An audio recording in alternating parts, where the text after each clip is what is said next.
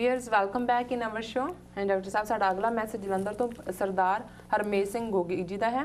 ਇਹਨਾਂ ਨੂੰ ਟੀਵੀ 84 ਤੇ ਖਾਸ ਕਰ ਪ੍ਰੋਗਰਾਮ ਸੱਚੋ ਸੱਚ ਬਹੁਤ ਪਸੰਦ ਹੈ। ਇਹਨਾਂ ਦਾ ਸਵਾਲ ਹੈ, ਜਦੋਂ ਜੂਨ 84 ਦੇ ਸ਼ਹੀਦਾਂ ਦੀ ਯਾਦ ਵਿੱਚ ਯਾਦਗਾਰ ਦਾ ਮਸਲਾ ਵਿਚਾਰਿਆ ਜਾਂਦਾ ਹੈ ਤਾਂ ਸਿਰਫ ਸ੍ਰੀ ਦਰਬਾਰ ਸਾਹਿਬ ਵਿੱਚ ਹੋਏ ਸ਼ਹੀਦਾਂ ਦੀ ਗੱਲ ਕੀਤੀ ਜਾਂਦੀ ਹੈ ਕਿ ਬਾਕੀ 37 ਇਤਿਹਾਸਕ ਗੁਰਦੁਆਰਿਆਂ ਵਿੱਚ ਹੋਏ ਸ਼ਹੀਦਾਂ ਨੂੰ ਅਸੀਂ ਸ਼ਹੀਦ ਨਹੀਂ ਮੰਨਦੇ ਕਿ ਇਹਨਾਂ ਦੇ ਨਾਂ ਦੀ ਵੀ ਸ਼ਹੀਦੀ ਯਾਦਗਾਰ ਦਾ ਹਿੱਸਾ ਨਹੀਂ ਬਣਨੇ ਚਾਹੀਦੇ?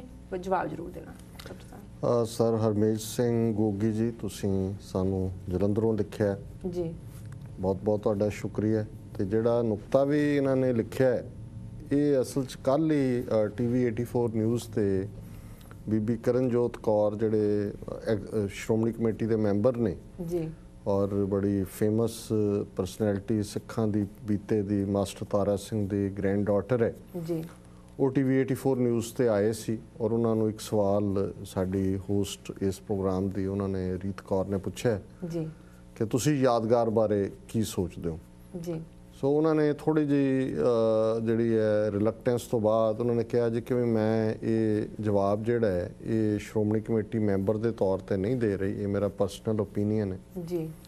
ਔਰ ਉਹਦੇ 'ਚ ਉਹਨਾਂ ਨੇ ਕਿਹਾ ਕਿ ਜੀ ਕਿਉਂਕਿ ਜਿਹੜਾ ਜੂਨ 84 ਦਾ ਪਹਿਲਾ ਹਫਤਾ ਸੀ ਉਹਦੇ 'ਚ ਸਿਰਫ ਅਕਾਲ ਤਖਤ ਸਾਹਿਬ ਤੇ ਹੀ ਹਮਲਾ ਨਹੀਂ ਹੋਇਆ, 37 ਇਤਿਹਾਸਕ ਗੁਰਦੁਆਰਿਆਂ ਦੇ ਉੱਤੇ ਉਸ ਰਾਤ ਫੌਜ ਨੇ ਧਾਵਾ ਬੋਲਿਆ ਜੀ। ਸੋ ਮਕਸਦ ਉਹਨਾਂ ਦਾ ਇੰਡੀਅਨ ਸਿਸਟਮ ਦਾ ਸੀ ਸਿੱਖ ਕੌਮ ਨੂੰ ਸਬਕ ਸਿਖਾਉਣਾ, to teach them a lesson ਜੀ।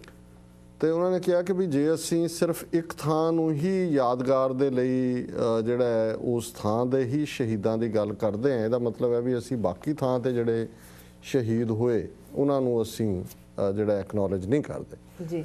ਸੋ ਦੂਜਾ ਨੁਕਤਾ ਉਹਨਾਂ ਨੇ ਕਿਹਾ ਕਿ ਅਸੀਂ ਸਮਝਦੇ ਹਾਂ ਕਿ ਵੀ ਇਹ ਯਾਦਗਾਰ ਸ਼੍ਰੋਮਣੀ ਕਮੇਟੀ ਵੱਲੋਂ ਬਣਾਈ ਜਾਣੀ ਚਾਹੀਦੀ ਸੀ ਜੀ ਔਰ ਜਿਹੜਾ ਇਸ ਦੇ ਨਾਲ ਸਾਰੇ ਜਿਹੜੇ ਨੇ ਉਹਦੇ 'ਚ ਇਸ ਨੂੰ ਵਿਚਾਰ ਦੇ ਨਾਲ ਬਾਕੀ ਵਿਚਾਰ ਵੀ ਸ਼ਾਮਲ ਕੀਤੇ ਜਾਣੇ ਚਾਹੀਦੇ ਸੀ ਜੀ।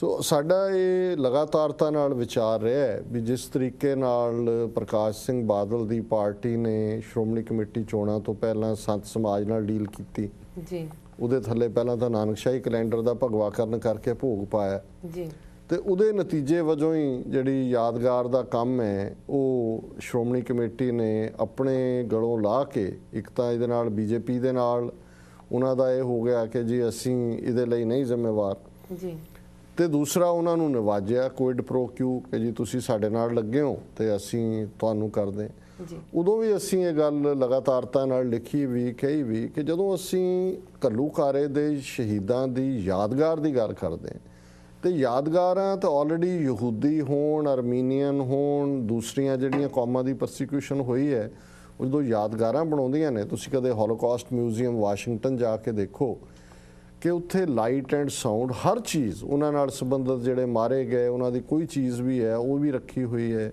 ਸਾਰੀ ਸਟੋਰੀ ਨੂੰ ਐਨੈਕਟ ਕੀਤਾ ਜਾਂਦਾ ਹੈ ਕਿ ਵੀ ਕੀ ਹੋਇਆ, ਕਿਵੇਂ ਉਹ ਜਿਹੜੇ ਨੇ ਕੰਸੈਂਟਰੇਸ਼ਨ ਕੈਂਪਾਂ 'ਚ ਕੀ ਹੁੰਦਾ ਸੀ, ਗੈਸ ਚੈਂਬਰਾਂ 'ਚ ਕੀ ਹੁੰਦਾ ਸੀ। ਤੁਸੀਂ ਤੋਂ 5-6 ਘੰਟੇ ਲਾ ਕੇ ਉਸ 'ਚੋਂ ਨਿਕਲਦੇ ਹੋ ਹੋਲੋਕਾਸਟ ਮਿਊਜ਼ੀਅਮ 'ਚੋਂ ਤੇ ਤੁਹਾਡੀਆਂ ਅੱਖਾਂ 'ਚ ਅਥਰੂ ਹੁੰਦੇ ਨੇ ਔਰ ਲਗਾਤਾਰਤਾ ਨਾਲ ਅੱਜ ਭਾਵੇਂ ਉਹ ਖੁਦ ਫਲਸਤੀਨੀਆਂ ਨੂੰ ਕੀ ਕਰ ਰਹੇ ਨੇ ਇੱਕ ਵੱਖਰੀ ਕਹਾਣੀ ਹੈ, ਪਰ ਇਹਨਾਂ ਨੇ ਲਗਾਤਾਰਤਾ ਨਾਲ ਇਸ ਕਿਸਮ ਦੀਆਂ ਯਾਦਗਾਰਾਂ ਰਾਹੀਂ ਲੋਕਾਂ ਨੂੰ ਇਹ ਭੁੱਲਣ ਨਹੀਂ ਦਿੱਤਾ ਕਿ ਨਾਜ਼ੀਆਂ ਨੇ ਕਿੰਨੇ ਜ਼ੁਲਮ ਯਹੂਦੀਆਂ ਤੇ ਕੀਤੇ ਜੀ। ਸੋ ਸਾਡੀ ਯਾਦਗਾਰ ਤਾਂ ਇਹ ਰਿਫਲੈਕਸ਼ਨ ਹੋਣੀ ਚਾਹੀਦੀ ਸੀ ਜੀ, ਜਿਹਦੇ 'ਚ ਕਿ ਕਿੰਨਾ ਵੱਡਾ ਇਹ ਘੱਲੂਘਾਰਾ ਇਹਨਾਂ ਨੇ ਵਰਤਾਇਆ, ਕਿਵੇਂ ਟੈਂਕਾਂ ਤੋਪਾਂ ਨਾਲ ਬੀਬੀਆਂ, ਮਾਸੂਮ ਬੱਚੇ, ਸ਼ਾਰਟ ਡਾਕੂਮੈਂਟਰੀਜ਼ ਹੁੰਦੀਆਂ ਕੰਧਾਂ ਦੇ। ਅੱਜ ਤਾਂ ਇੱਕ ਨਾਂ ਲਿਖਣ ਦੇ ਉੱਤੇ ਲਿਖਣਾ ਹੈ ਕਿ ਨਹੀਂ ਲਿਖਣਾ ਪਾਇਆ ਹੋਇਆ, ਸਾਡੀਆਂ ਕੰਧਾਂ ਦੇ ਉੱਤੇ ਜਿਹੜੀ ਹੈ ਫਲੱਡ ਲਾਈਟਸ ਹੁੰਦੀਆਂ, ਪੂਰੀ ਕਹਾਣੀ ਇਕੱਲੇ ਦੀ ਹੁੰਦੀ ਵੀ ਕਿਵੇਂ ਬੀਬੀਆਂ ਦੇ ਨਾਲ ਕੀ ਸਲੂਕ ਹੋਇਆ, ਕਿਵੇਂ ਛੋਟੇ ਛੋਟੇ ਬੱਚੇ ਮਾਰੇ। ਪਰ ਉਹ ਸਾਰਾ ਪਾਰਟ ਕਿਉਂਕਿ ਇੱਕ ਸਿਆਸੀ ਡੀਲ ਸੀ, ਪੰਜਾਬ ਅਸੈਂਬਲੀ 'ਚ ਪ੍ਰਕਾਸ਼ ਸਿੰਘ ਬਾਦਲ ਨੇ ਕਿਹਾ ਕਿ ਜੀ ਇਹ ਤਾਂ ਗੁਰਦੁਆਰਾ ਹੋਏਗਾ ਕਿ ਹੋਰ ਰੱਖ ਦਿਓ। ਹੁਣ ਜੇ ਬਣ ਹੀ ਗਿਆ ਇਸ ਗੱਲ ਦਾ ਕ੍ਰੈਡਿਟ ਜਾਂਦਾ ਵੀ 10 ਮਹੀਨੇ ਦੇ ਰਿਕਾਰਡ ਟਾਈਮ 'ਚ ਉਹਨਾਂ ਨੇ ਬਣਾ ਦਿੱਤਾ ਹੈ ਗੁਰਦੁਆਰਾ। ਹੁਣ ਜੇ ਨੇਮ ਪਲੇਟ ਲੱਗ ਹੀ ਗਈ ਸੰਤਾਂ ਦੇ ਨਾਂ ਦੀ ਜੀ, ਉਸ ਦੇ ਉੱਤੇ ਕਿੰਨਾ ਵੱਡਾ ਇਸ਼ੂ ਖੜਾ ਕਰ ਦਿੱਤਾ ਹੈ। ਬੀਜੇਪੀ ਨੇ ਕੀ ਕਿਹਾ, ਹੁਣ ਪੰਜ ਸਿੰਘ ਸਾਹਿਬਾਨ ਨੇ ਫੈਸਲਾ ਰਾਖਵਾਂ ਰੱਖਣ ਦਾ ਮਤਲਬ ਹੈ ਜਾਂ ਮੀਟਿੰਗ ਅੱਗੇ ਪਾਉਣ ਦਾ ਮਤਲਬ ਹੈ ਵੀ ਇਸ ਨੂੰ ਸਿਆਸੀ ਤੌਰ ਦੇ ਉੱਤੇ ਇਸਤੇਮਾਲ ਕਰਨਗੇ ਜੀ। ਇਹਨਾਂ ਨੂੰ ਵੀ ਕਾਬੂ 'ਚ ਰੱਖਣ ਲਈ ਤੇ ਦੂਜਿਆਂ ਨੂੰ ਵੀ ਬੀਜੇਪੀ ਨੂੰ ਵੀ ਰੱਖਣ ਲਈ ਕਿ ਜੀ ਆ ਗਿਆ ਜੀ ਰੈਡੀਕਲ ਆ ਜਾਣਗੇ, ਦੂਸਰਾ ਹੋਏਗਾ। ਸੋ ਅਸੀਂ ਸਮਝਦੇ ਹਾਂ ਵੀ ਇਹ ਬਿਲਕੁਲ ਵੀਰ ਗੋਗੀ ਨੇ ਠੀਕ ਕਿਹਾ ਹੈ ਕਿ ਸਾਨੂੰ ਚਲੋ ਉਹ ਬਣ ਗਿਆ, ਉਹਨੂੰ ਗੁਰਦੁਆਰਾ ਸਾਹਿਬ ਹੀ ਬਣਾ ਦੇਣ ਜੇ ਬਣਿਆ ਤਾਂ, ਪਰ ਇਹਦਾ ਮਤਲਬ ਇਹ ਨਹੀਂ ਹੈ ਕਿ ਕੋਈ ਯਾਦਗਾਰ ਬਣਾਈ ਨਹੀਂ ਜਾ ਸਕਦੀ ਐਡੀਸ਼ਨਲ। ਜਿਹੜੀਆਂ ਪੰਥ ਨੂੰ ਪਿਆਰ ਕਰਨ ਵਾਲੀਆਂ ਜਥੇਬੰਦੀਆਂ ਨੇ, ਦੂਸਰਾ ਕੋਈ ਜ਼ਰੂਰੀ ਨਹੀਂ ਹੈ ਵੀ ਤੁਸੀਂ ਗੁਰਦੁਆਰਾ ਸਾਹਿਬ ਦੀ ਹਦੂਦ 'ਚ ਹੀ ਬਣਾਣੀ ਹੈ, ਉੱਥੇ ਤਾਂ ਬਣ ਗਿਆ ਜੋ ਉਹਨਾਂ ਨੇ ਬਣਾਇਆ। ਇਸ ਨੂੰ ਇਸ ਲੈਵਲ ਦੇ ਉੱਤੇ ਬਣਾਓ, ਦੁਨੀਆ ਭਰ 'ਚ ਸਿੱਖਾਂ ਦੀ ਮਦਦ ਲਓ, ਉਹਨੂੰ ਡਿਜ਼ਾਈਨ ਕਰੋ ਚੰਗੇ ਢੰਗ ਨਾਲ। ਔਰ ਜਿਹੜੇ ਗੁਰਦੁਆਰਿਆਂ ਤੇ ਅਟੈਕ ਹੋਏ ਉਹਨਾਂ ਦੀ ਕਹਾਣੀ, ਉਹਨਾਂ ਦੇ ਜਿਹੜੇ ਸਰਵਾਈਵਰ ਨੇ ਅਜੇ ਤੱਕ ਉਹ ਜਿਉਂਦੇ ਹੋਣਗੇ ਬਹੁਤ ਸਾਰੇ, ਉਹਨਾਂ ਦੇ ਇੰਟਰਵਿਊ, ਉਹਨਾਂ ਦੀਆਂ ਚੀਜ਼ਾਂ ਰੱਖੀਆਂ ਜਾਣ। ਇਹ ਮੈਂ ਸਮਝਦਾ ਵੀ ਇਹਨਾਂ ਦੀ ਬਿਲਕੁਲ ਠੀਕ ਗੱਲ ਹੈ। ਜੀ ਡਾਕਟਰ ਸਾਹਿਬ, ਤੁਹਾਡਾ ਅਗਲਾ ਮੈਸੇਜ ਵਰਜੀਨੀਆ ਤੋਂ ਸਰਦਾਰ ਪੁਸ਼ਪਿੰਦਰ ਸਿੰਘ ਰਾਣਾ ਜੀ ਦਾ ਹੈ। ਇਹਨਾਂ ਨੂੰ ਟੀਵੀ 84 ਸ਼ੁਰੂ ਹੋਣ ਦੀ ਬੜੀ ਖੁਸ਼ੀ ਹੈ ਅਤੇ ਪ੍ਰੋਗਰਾਮ ਸੱਚੋ ਸੱਚ ਇਹਨਾਂ ਦਾ ਮਨਪਸੰਦ ਪ੍ਰੋਗਰਾਮ ਹੈ। ਇਹਨਾਂ ਦਾ ਸਵਾਲ ਹੈ ਕਿ ਭਾਵੇਂ ਸਿੱਖਾਂ ਦੀ ਗਿਣਤੀ ਬਾਹਰਲੇ ਦੇਸ਼ਾਂ ਖਾਸ ਕਰਕੇ ਕੈਨੇਡਾ, ਅਮਰੀਕਾ, ਇੰਗਲੈਂਡ, ਇਟਲੀ ਆਦਿ ਵਿੱਚ ਬਹੁਤ ਵਧੀ ਹੈ, ਪਰ ਅਸੀਂ ਆਪਣੀਆਂ ਬਿਮਾਰੀਆਂ ਜਾਨੀ ਕਿ ਹੇਰਾਫੇਰੀ, ਈਰਖਾ, ਜਾਤ-ਪਾਤ, ਇਲਾਕਾ ਪ੍ਰਸਤੀ ਆਦਿ ਵੀ ਨਾਲ ਹੀ ਰੱਖੀਆਂ ਹੋਈਆਂ ਹਨ। ਅਸੀਂ ਇੱਥੇ ਵਸ ਕੇ ਵੀ ਅਜੇ ਪੰਜਾਬ ਵਿੱਚ ਹੀ ਵਸਦੇ ਹਾਂ। ਤੁਸੀਂ ਇਸ ਬਾਰੇ ਕੀ ਸੋਚਦੇ ਹੋ ਡਾਕਟਰ ਸਾਹਿਬ? ਵੀਰ ਪੁਸ਼ਪਿੰਦਰ ਸਿੰਘ ਰਾਣਾ ਜੀ ਦਾ ਧੰਨਵਾਦ, ਉਹਨਾਂ ਨੇ ਸਾਨੂੰ ਲਿਖਿਆ ਵਰਜੀਨੀਆ ਤੋਂ। ਜੀ ਇਹਦੇ 'ਚ ਕੋਈ ਸ਼ੱਕ ਨਹੀਂ ਹੈ ਕਿ ਵੀ ਬਹੁਤ ਵਾਰ, ਔਰ ਖ਼ਾਸ ਤੌਰ ਤੇ ਜੇ ਦੇਖਣਾ ਹੋਏ ਕਿ ਵੀ ਕਿਵੇਂ ਅਸੀਂ ਬਦਲੇ ਨਹੀਂ ਹੈ ਬਹੁਤ ਸਾਰੀਆਂ ਚੀਜ਼ਾਂ 'ਚ, ਜਾਂ ਅਸੀਂ ਸਿੱਖਿਆ ਨਹੀਂ ਹੈ। ਇਹ ਜ਼ਰੂਰੀ ਨਹੀਂ ਵੀ ਹਰ ਗੱਲ ਨੂੰ ਤੁਸੀਂ ਬਦਲਣਾ ਹੁੰਦਾ ਹੈ, ਪਰ ਇੱਕ ਆਪਣੀ ਸੋਸਾਇਟੀ ਦੀਆਂ ਚੰਗੀਆਂ ਗੱਲਾਂ ਤੁਸੀਂ ਰਿਟੇਨ ਰੱਖਦੇ ਹੋ, ਪਰ ਜਿਹੜੀਆਂ ਬੁਰਾਈਆਂ ਨੇ ਉਹ ਨਵੇਂ ਕਲਚਰ ਦੇ ਜਿਹੜੇ ਚੰਗੇ ਗੁਣ ਨੇ ਉਹਨਾਂ ਨੂੰ ਤੁਸੀਂ ਅਡਾਪਟ ਕਰਦੇ ਹੋ। ਪਰ ਅੱਜ ਵੀ ਜੇ ਤੁਸੀਂ ਯੂਬਾ ਸਿਟੀ ਜਿੱਥੇ 100 ਸਾਲ ਪਹਿਲਾਂ ਸਿੱਖ ਆਏ ਨੇ, ਉਸ ਬੈਲਟ 'ਚ ਜਾ ਕੇ ਦੇਖੋ ਤੇ ਤੁਹਾਨੂੰ ਲੱਗਦਾ ਵੀ ਬਹੁਤ ਕੁਝ ਬਦਲਿਆ ਨਹੀਂ ਹੈ, ਕਿਉਂਕਿ ਉਹ ਮੈਂ ਉਸ ਸ਼ਹਿਰ ਦਾ ਇਸ ਲਈ ਨਾਂ ਲਿਆ ਕਿਉਂਕਿ ਉੱਥੇ ਚੌਥੀ ਪੰਜਵੀਂ ਜਨਰੇਸ਼ਨ ਹੈ।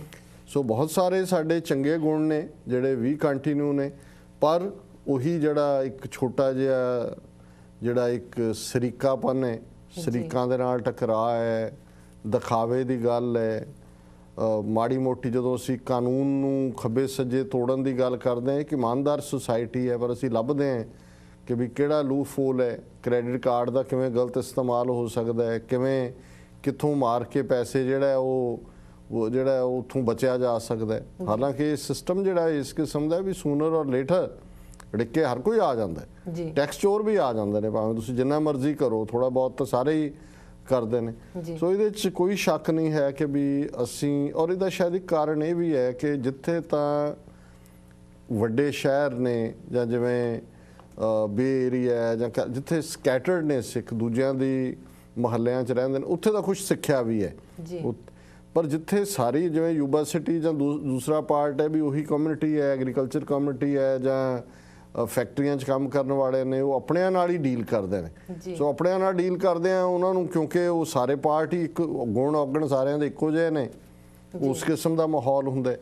ਪਰ ਜਿਹੜੇ ਸਪਰੈਡ ਆਊਟ ਹੁੰਦੇ ਨੇ ਉਹ ਦੂਸਰੀਆਂ ਵੀ ਗੱਲਾਂ ਸਿੱਖਦੇ ਨੇ। ਬਟ ਮੈਂ ਸਮਝਦਾ ਵੀ ਇੰਨੀ ਵੀ ਨਿਰਾਸ਼ਾਯੋਗ ਨਹੀਂ ਹੈ ਸਥਿਤੀ। ਸਾਡੇ ਅੱਗੋਂ ਬੱਚੇ ਬੱਚੀਆਂ ਉਸ ਸਿਸਟਮ 'ਚ ਨੇ, ਉਹ ਮੱਚ ਮੋਰ ਓਨੈਸਟ ਨੇ, ਇਮਾਨਦਾਰ ਨੇ, ਉਹਨਾਂ 'ਚੋਂ ਜ਼ਾਤ ਪਾਤ ਦੀ ਉਹ ਪਕੜ ਵਾਲੀ ਗੱਲ ਵੀ ਇੰਨੀ ਨਹੀਂ। ਉਹ ਅਮਰੀਕਨ ਨੇ ਬਾਈ ਐਵਰੀ ਕਾਊਂਟ, ਔਰ ਉਹ ਇਮਾਨਦਾਰ ਨੇ। ਉਹ ਸਾਡੇ ਵਾਂਗੂ ਦਿਲ 'ਚ ਹੋਰ, ਬਾਹਰ ਹੋਰ, ਮੂੰਹ 'ਚ ਰਾਮ ਰਾਮ, ਬਗਲ 'ਤੇ ਛੁਰੀ, ਇਹ ਨਹੀਂ ਹੈ।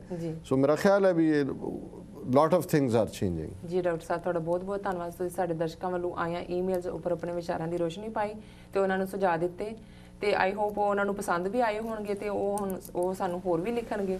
ਡਾਕਟਰ ਸਾਹਿਬ, ਹੁਣ ਅਸੀਂ ਆਪਣੇ ਈਮੇਲ ਦਾ ਸਿਲਸਿਲਾ ਇੱਥੇ ਹੀ ਖਤਮ ਕਰਦੇ ਹਾਂ ਤੇ ਸਵਾਲ ਜਵਾਬ ਵੱਲ ਅਸੀਂ ਵਧਦੇ ਹਾਂ। ਤੇ ਅੱਜ 16 ਮਈ 2013 3 ਜੇਠ ਨਾਨਕ ਸ਼ਾਹੀ ਸੰਮਤ 545 ਦਾ ਦਿਨ ਹੈ, ਤੇ ਤੁਸੀਂ ਸਾਨੂੰ ਦੱਸੋ ਸਾਡੇ ਦਰਸ਼ਕਾਂ ਨੂੰ ਅੱਜ ਦੇ ਦਿਨ ਦੀ ਅਹਿਮੀਅਤ। ਦੇਖੋ, 1765 'ਚ ਅੱਜ ਦੇ ਦਿਨ ਹੀ ਸਿੱਖਾਂ ਨੇ ਅਕਾਲ ਤਖਤ ਸਾਹਿਬ ਤੇ ਇਕੱਠੇ ਹੋ ਕੇ ਗੁਰਮਤਾ ਕੀਤਾ ਕਿ ਅਸੀਂ ਲਾਹੌਰ ਫਤਿਹ ਕਰਨੇ ਜੀ, ਔਰ ਉਹਨਾਂ ਨੇ ਫਤਿਹ ਕੀਤਾ ਵੀ। ਔਰ ਨਾਲ ਹੀ ਜਿਹੜਾ ਲਾਹੌਰ ਤੋਂ ਇਲਾਵਾ ਫਿਰ ਦਿੱਲੀ ਵੱਲ ਵੀ ਹੌਲੀ ਹੌਲੀ 1766 'ਚ ਖਾਲਸਾ ਰਾਜ ਦੇ ਝੰਡੇ ਝੂਲੇ ਜੀ। 1946 ਦੇ ਵਿੱਚ ਕੈਬਨਿਟ ਮਿਸ਼ਨ ਦੀ ਰਿਪੋਰਟ ਰਿਲੀਜ਼ ਹੋਈ, ਕਿਉਂਕਿ ਬ੍ਰਿਟਨ ਦੇ ਵਿੱਚ ਚੋਣਾਂ ਹੋਈਆਂ ਜੀ। ਉਸ ਤੋਂ ਬਾਅਦ ਮਿਸਟਰ ਐਟਲੀ ਪ੍ਰਾਈਮ ਮਿਨਿਸਟਰ ਬਣੇ, ਔਰ ਉਹਨਾਂ ਨੇ 3 ਮੈਂਬਰਾਂ ਦੀ ਸਰ ਲਾਰੈਂਸ, ਸਰ ਕ੍ਰਿਪਸ ਔਰ ਸਰ ਅਲੈਗਜ਼ੈਂਡਰ, ਉਹਨਾਂ ਦੀ ਇੱਕ ਕਮੇਟੀ ਬਣਾਈ, ਭਾਰਤ ਭੇਜੀ ਕਿ ਵੀ ਉੱਥੇ ਕੀ ਰਿਜ਼ੋਲਵ ਕੀਤਾ ਜਾਏ ਜਦੋਂ ਅੰਗਰੇਜ਼ਾਂ ਨੇ ਨਿਕਲਣਾ ਹੈ। 1946 ਦੇ ਵਿੱਚ ਹੀ ਇਹ ਕਮੇਟੀ ਉੱਥੇ ਆਈ। ਉਹਨਾਂ ਨੇ 500 ਦੇ ਕਰੀਬ ਅੱਡ-ਅੱਡ ਲੀਡਰਾਂ ਨਾਲ ਕਾਂਗਰਸ, ਮੁਸਲਿਮ ਲੀਗ, ਸਿੱਖ ਲੀਡਰਸ਼ਿਪ, ਐਂਗਲੋ ਇੰਡੀਅਨਸ ਦੀ ਲੀਡਰਸ਼ਿਪ ਗੱਲਬਾਤ ਕੀਤੀ ਜੀ ਔਰ ਉਸ ਤੋਂ ਬਾਅਦ ਉਹਨਾਂ ਨੇ ਜਿਹੜੀ ਆਪਣੀ ਰਿਪੋਰਟ ਦਿੱਤੀ 3 ਮਹੀਨੇ ਦੇ ਵਿੱਚ ਉਹਨਾਂ ਨੇ ਜਿਹੜਾ ਇਹ ਕਿਹਾ ਕਿ ਵੀ 2 ਗਰੁੱਪ ਸੂਬਿਆਂ ਦੇ ਬਣਾ ਦਿੱਤੇ ਜਾਣ, A ਐਂਡ B, ਜੀ ਔਰ ਉਹਦੇ ਚੋਂ ਹੀ ਜਿਹੜਾ ਇੱਕ ਗਰੁੱਪ ਦੇ ਵਿੱਚ ਪੰਜਾਬ, ਸਿੰਧ, ਬਲੋਚਿਸਤਾਨ, ਫਰੰਟੀਅਰ ਰੱਖੇ ਗਏ। ਸੋ ਜਿਹੜੀ ਪਾਕਿਸਤਾਨ ਦੀ ਕਾਇਮੀ ਹੈ, ਇਨਫੈਕਟ ਕੈਬਨਿਟ ਮਿਸ਼ਨ ਦੀ ਇਹ ਰਿਪੋਰਟ ਉਹਦੀ ਨੀਂਹ ਸੀ, ਫਾਊਂਡੇਸ਼ਨ ਸੀ। ਜੀ ਸਿੱਖ ਲੀਡਰਸ਼ਿਪ ਬੇਸ਼ੱਕ ਕੈਬਨਿਟ ਮਿਸ਼ਨ ਨੂੰ ਮਿਲੀ, ਉਸ ਤੋਂ ਪਹਿਲਾਂ ਕ੍ਰਿਪਸ ਮਿਸ਼ਨ ਨੂੰ ਵੀ ਮਿਲੇ ਸੀ, ਜੀ ਲੇਕਿਨ ਉਹ ਕੋਈ ਕੰਕਰੀਟ ਆਪਣੀ ਪ੍ਰਪੋਜ਼ਲ ਨਹੀਂ ਦੇ ਸਕੇ। ਮਾਈਨੋਰਿਟੀ ਸੀ, ਉਹਦੇ ਚੋਂ ਕੋਈ ਹੱਲ ਉਹਨਾਂ ਨੇ ਨਹੀਂ ਦਿੱਤਾ। ਜੀ ਸੋ ਨਤੀਜੇ ਦੇ ਤੌਰ ਤੇ ਅਸੀਂ ਵਿੱਚ ਹੀ ਲਟਕਦੇ ਰਹੇ, 47 ਚ ਵੀ ਵਿੱਚ ਹੀ ਲਟਕ ਗਏ, ਜੀ ਨੁਕਸਾਨ ਵੀ ਕਰਾਇਆ ਕਾਂਗਰਸ ਦੇ ਢੇਰ ਲੱਗ ਕੇ। ਸੋ ਇਹ ਇਵੈਂਟਸ ਜਿਹੜੀਆਂ ਨੇ ਸਿੱਖ ਹਿਸਟਰੀ ਦੀਆਂ ਜੀ ਡਾਕਟਰ ਸਾਹਿਬ, ਹੁਣ ਅਸੀਂ ਵਰਲਡ ਹਿਸਟਰੀ ਬਾਰੇ ਬਾਅਦ ਵਿੱਚ ਡਿਸਕਸ ਕਰਾਂਗੇ ਆਫਟਰ ਦਿਸ ਬ੍ਰੇਕ। ਵੀਅਰਸ ਤੁਸੀਂ ਕਿਤੇ ਨਹੀਂ ਜਾਣਾ, ਮਿਲਦੇ ਹਾਂ ਇੱਕ ਛੋਟੇ ਬ੍ਰੇਕ ਤੋਂ ਬਾਅਦ।